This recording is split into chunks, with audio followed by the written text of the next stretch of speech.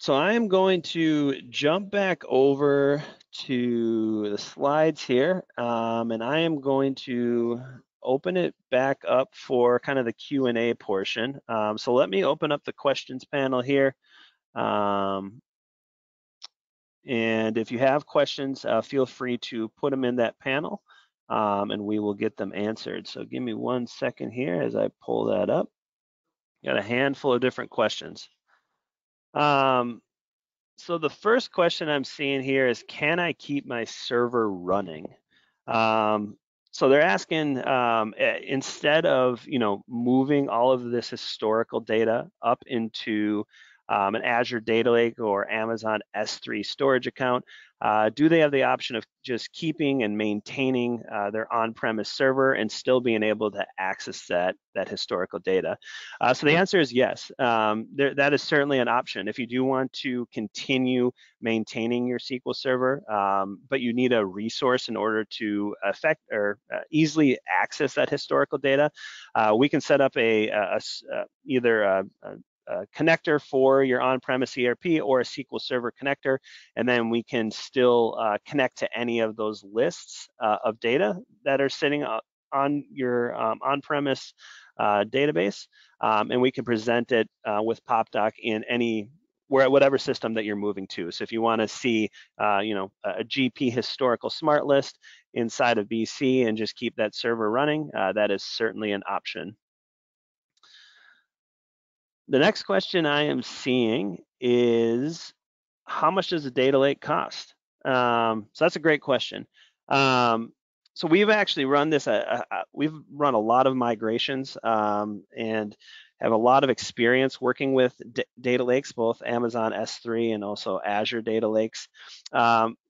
Storage accounts for Amazon or Azure data lakes and Amazon are extremely cost effective. We've seen people with around 100 gigabyte databases, and they're coming in at about around $20 a month for storage costs. The big consideration is how much data you're moving in there. That's really where the needle kind of turns a little bit.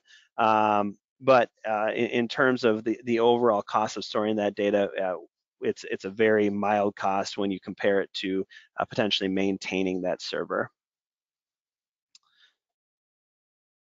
Next question is, what data lakes do you support? So that's a great question.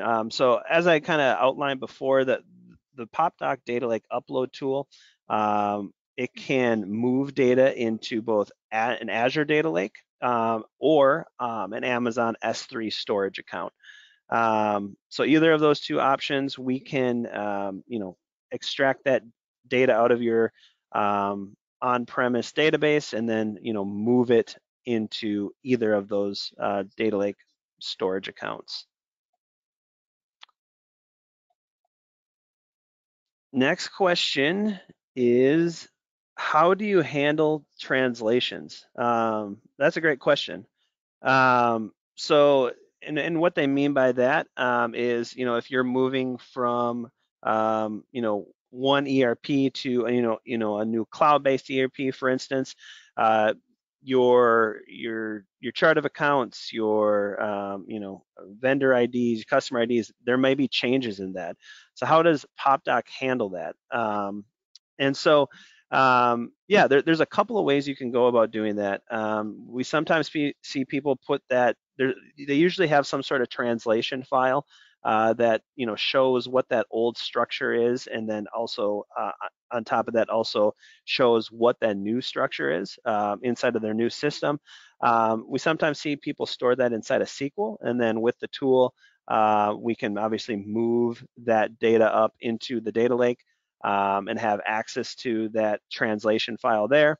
If you do have more of an Excel file that you've used, you can upload that into your data lake account, and then with PopDoc we can connect to that translation file. And then what we would do is, when we want to start merging together historical data with your old structure, with data from your new system with your new structure, we would essentially join that translation into one of the lists so that we have um, the new and old structure together, and before and then from there we would then do a merge list to combine that data together. So we can definitely handle translations if there are changes in your chart of accounts or things of that nature. PopDoc is as long as we have access to that translation file, we can certainly handle displaying that inside of your new system. Um, Next question, can I combine new and old legacy data? So yeah, just kind of what I mentioned before. That's a pretty common use case. When we see people move to their new system, they want to be able to see kind of a life-to-date view of their old historical data alongside their new data from their new system. So what we do there is we essentially, inside of PopDoc, we can create what's called a merge list. And it's essentially a list that merges two lists from two different places together. So we'd be merging together, for instance, if you had like a sales transactions list from your historical ERP, we would merge that same list together with your new system. There would just be a quick mapping of what two fields from each list we're merging into the new one. But then from there, we can present that life-to-date view right inside of whatever system that you have moved to, whether that's Business Central or Intact or F&O or NetSuite. We can handle all of those. How much data can PopDoc handle? So I'm guessing that they're asking how much data can it handle when in terms of being able to view that data from the data lake. So that's a great question. So there's some considerations in there. Obviously, the first one is when you are viewing a list of data, oftentimes people want to see a small subset of that. They aren't necessarily looking for the full large list that might have millions and millions of transactions. They maybe just want to see transactions from a certain period of time.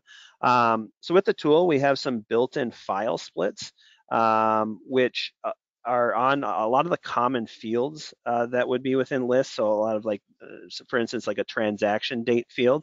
And if you were to, try to load or view a list with with a subset of like a date range.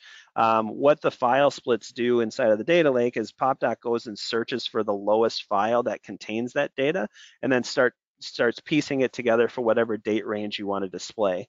It's a very great way of being able to more quickly access data from larger data sets. Now, if you do have a need for being able to view an extremely large data set, maybe you do need to see a list that has millions and millions of transactions.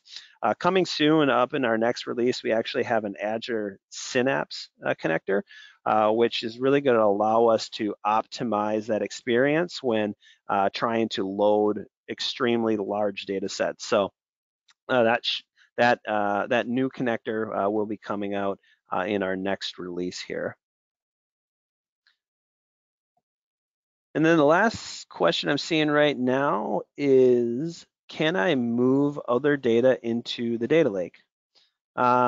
And the answer is absolutely yes. Now, our PopDoc Data Lake upload tool, as you can see, or as you might have seen from the first page, there are a handful of different processes and systems that tool can connect to. So Dynamics GP, SL, nav, and then anything that's really on a SQL database. But if you have other, historical lists, or you may have historical data from other systems that don't fit into what the tool moves, as long as you can get that data out into, export it into some sort of, CSV file, you can certainly upload that into your data lake. And then with PopDoc, we have the capabilities of being able to connect to it and then also not only access it, but display it in whatever system that you want to see it in.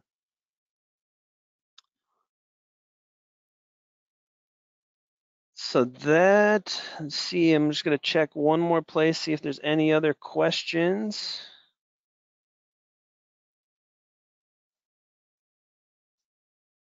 That looks to be the last one. Well, if you do have additional questions going forward, just on how E1 can help in your data migration projects, and whether that be using Smart Connect for your master data, or open transactions, or PopDoc for historical data, you can always reach out to the email you see on the screen, sales@e1solutions.com, and our team here would certainly be happy to assist you. I want to thank everyone for joining for this discussion here today, and we will see you next time. Thank you.